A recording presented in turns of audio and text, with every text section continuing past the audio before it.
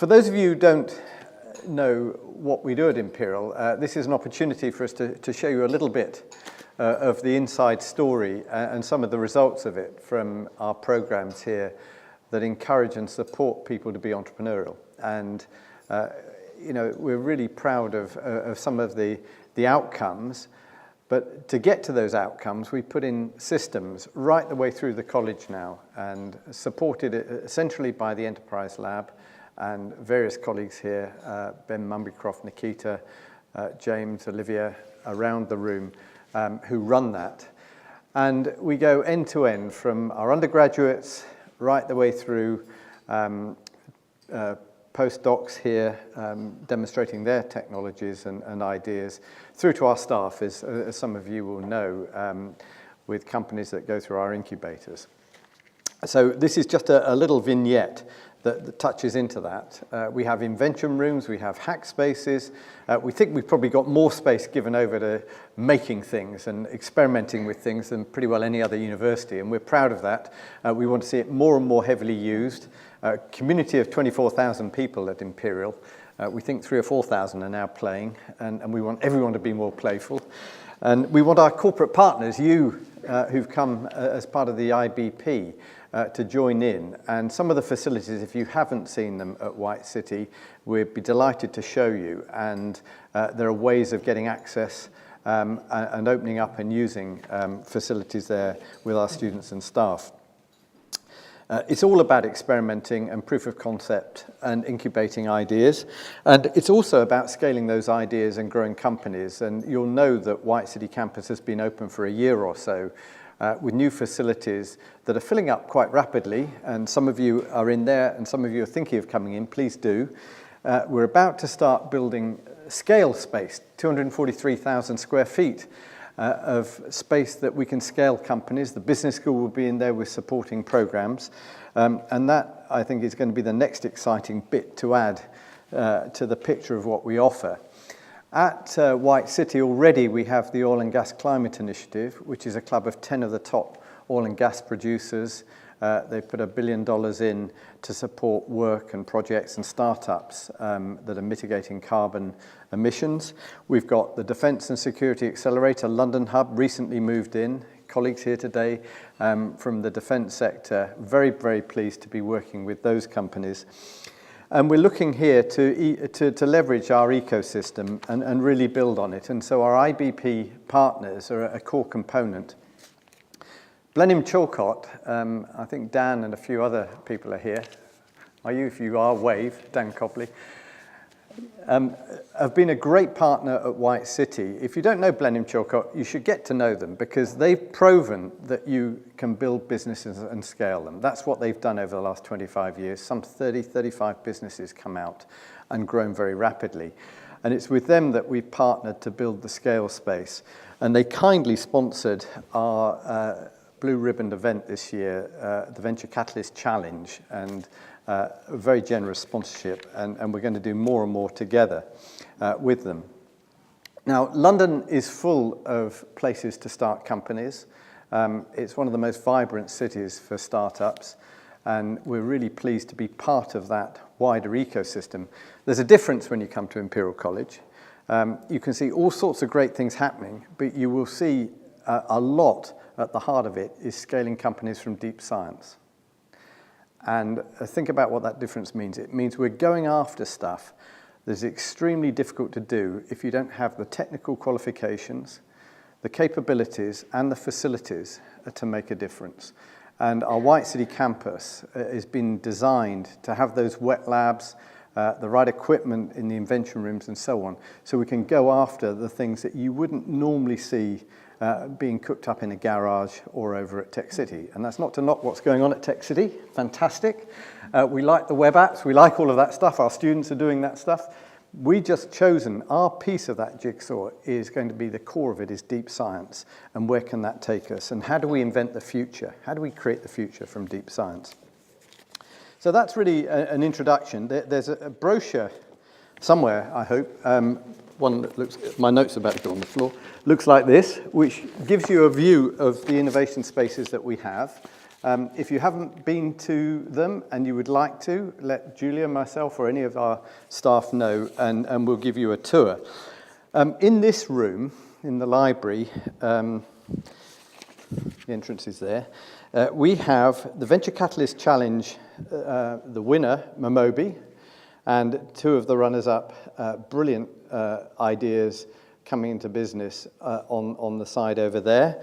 Then we have Techcelerate, which is our postdoc ideas on both sides, this side. And the women entrepreneurs, we have a fantastic program for women entrepreneurs at Imperial, and really supportive of that on the other side.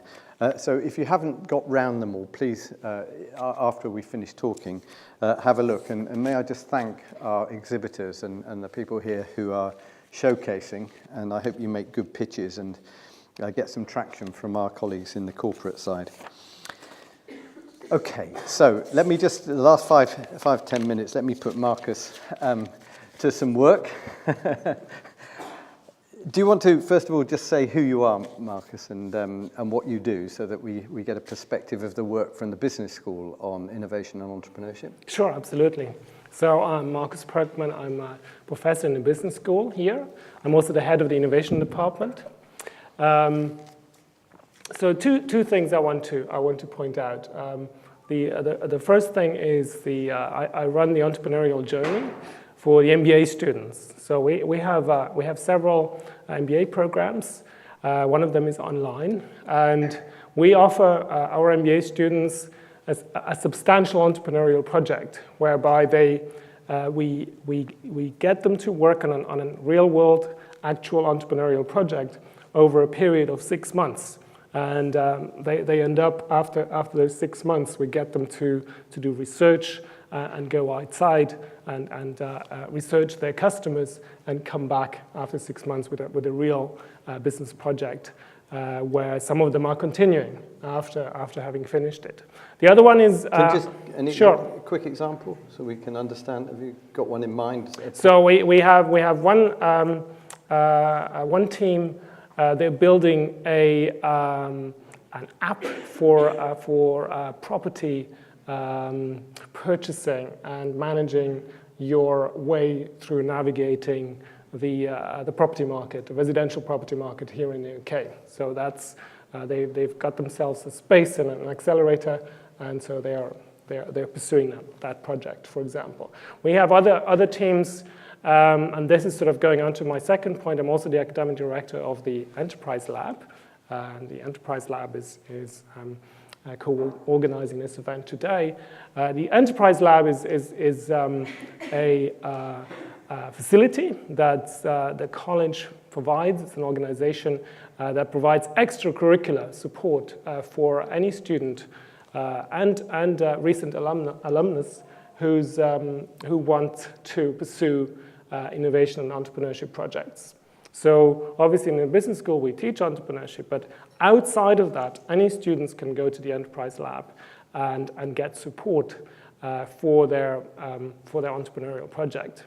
So one recent initiative that we're pursuing there is the Imperial Venture Mentoring Service, which is essentially a graduation program within the Enterprise Lab for those startups that essentially are serious in their entrepreneurial intent, found a company, and go on to implement their ideas. And this service is going to, we're running a pilot phase on that, so we've got about 30 mentors signed up, mostly alumni, but not necessarily. So experienced people from businesses, from large businesses, from the entrepreneurial space, who help us coach and mentor these students so they can be successful. Great. And if any of our partners wish to know more about perhaps becoming a mentor or have colleagues that they feel it would be good, maybe experience for them to join in the mentoring program, let's have a chat with you afterwards. Absolutely. Right, just to close out, let me ask you these questions. first of all, how do large companies typically relate to entrepreneurial companies? I know we have companies in the room who've asked me, how do we get to know what's going on the ground in these ecosystems? And what would you suggest, Markus? So, I mean, as we know, large companies have a very interesting relationship with entrepreneurship. They have 5, 6, 7 levels of hierarchy. They have project allocations. They have budgeting rounds. They have bureaucracies. They have people in a matrix organization responsible for different things, and you need to go and ask for everything in different places. It takes a long time to get things off the ground, which is also the case for Imperial and any large organization. So the question is, I mean, how do organizations like that experience or touch entrepreneurship? Well, traditionally, that has been through initiatives like venturing, corporate venturing programs. Recently, though, a lot of companies have established or are establishing accelerators, or innovation labs, which use entrepreneurial methods to do innovation faster. And that probably takes us on to White City and what Imperial can do, because we've already seen some companies come in. If you haven't been into the Innovation Hub from our corporate partner side, please come and have a look. We've had several companies come in and want to put and actually establish their innovation hubs with us there, because it gives them a presence closer in. What else do you think we can offer from Imperial to help that relationship between big co and little co, the startup and the giant corporate, Markus? Yeah, can I answer that in 2 parts? Please, yeah. I think first thing I want to say is, going further into that question that you just asked, what can corporations do in order to use entrepreneurship in terms of driving their innovation? Obviously, these large corporations are not startups, so it's not that those corporations are suddenly turning into startups. But what I believe, and what we are also trying to essentially transmit in the business school as well as in the enterprise lab, is about the entrepreneurial method. So, as one of our mentors has said, the point of doing entrepreneurship, let's say in a business school or in the enterprise lab, is not to become an entrepreneur for everybody. We know very well that only very few people are entrepreneurs in society. Most of them fail, and only a very small percentage are successful in their ventures. However, what we believe is that the entrepreneurial method, as a way of driving innovation in an efficient and targeted way, that is what large corporations can also do. So what does that essentially mean? Everybody, I think, knows the story of HP's touchpad, which I think it was in 2011, which was probably one of the biggest innovation blunders in recent times. Well, how can we sort of learn from stories like that? And now recently we have somebody else, a Norwegian startup, which came up with the Remarkable, which is also a tablet, but is a completely different type of tablet, and they seem to be successful. What we could learn from that is that using the entrepreneurial method by doing experiments, by starting small scale with flexible teams and so on, we can stop those trajectories of projects, of large projects that go wrong a lot earlier. And we can make sure that we get them back onto a track where we have spent less money and less time on developing new projects. So experimenting fast, failing quickly, right, and moving on. Pivoting, I guess that's another thing that entrepreneurs really have to do quickly before they run out of resources. Yeah. Great. Any other thoughts? Other things that Imperial can offer? I mean, let me add a couple in, Markus. I think we have an executive education program. increasingly, companies like yours are asking us to put in experiential work with leaders of tomorrow, where they get their hands on with technology. They get to play with some of the makerspace stuff. We'd be really happy to do more of that type.